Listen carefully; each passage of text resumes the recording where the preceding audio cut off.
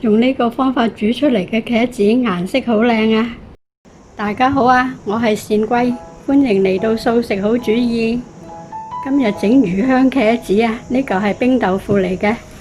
冰豆腐嘅做法可以睇返我以前嘅影片啦。冰豆腐嘅影片連結我寫咗喺說明欄啦，大家可以去睇下。魚香茄子嘅材料除咗啱啱整碎咗嘅冰豆腐之外，仲有啲九層塔，當然就係仲有茄子啦。我切咗個茄子佢，切長條或者切滾刀塊都得，我中意切長條嘅。切完即刻擺落鹽水度浸咗佢，最後再預備啲薑蓉咁就得啦。跟住落嚟就調教個魚香茄子汁啦。我呢一個係唔正宗嘅做法，個汁係我自己中意嘅味道嚟嘅。豆瓣醬2湯匙啦。我呢隻豆瓣醬係有蒜頭㗎。如果係各位唔食五辛嘅話呢，就要去啲素食材料店嗰度買啲冇蒜頭嘅豆瓣醬啦。跟住醋係1湯匙嘅。茄汁1.5湯匙啦。加咗茄汁嘅豆瓣醬係嗰個味鮮味好多㗎，有鮮味有香味㗎。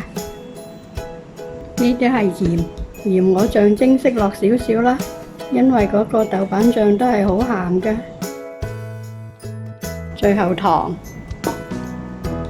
就落1湯匙啦，1湯匙嘅糖。呢一個就係我自己喜歡嘅魚香茄子醬啦。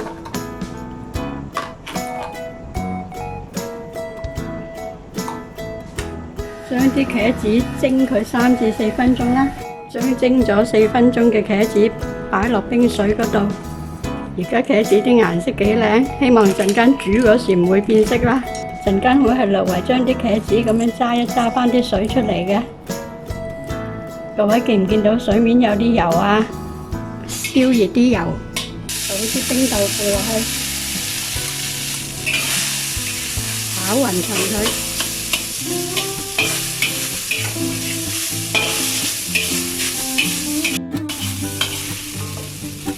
加埋頭先預備好嘅薑蓉落去，又爆一爆啲薑蓉。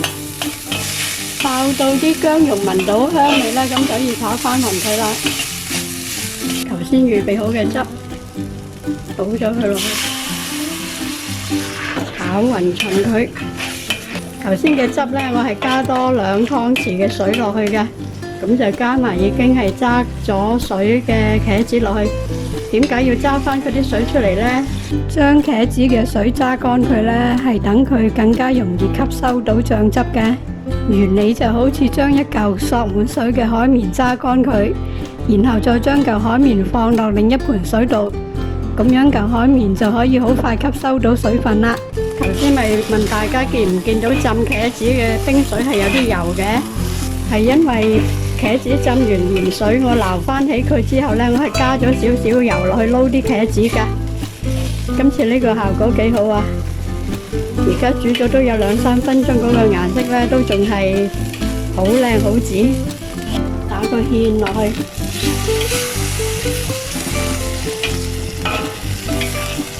加啲9層塔落去，炒翻勻佢，咁就完成㗎啦。咁好味嘅魚香茄子，一定要食大碗啲飯。素魚香茄子呢味餸係早幾個月一位網友問我可唔可以做嘅。當時答佢過幾日就可以做啦，但係一拖咗幾個月，真係唔好意思啦。因為當時仲未掌握到點樣可以令茄子唔變色嘅方法，於是就不斷咁樣反覆嘗試，終於試到有一個比較好嘅方法，咁樣今日就可以做素魚香茄子啦。希望各位喜歡今晚呢一個素魚香茄子啦。我繼續食嘢啦，下次再見，拜拜。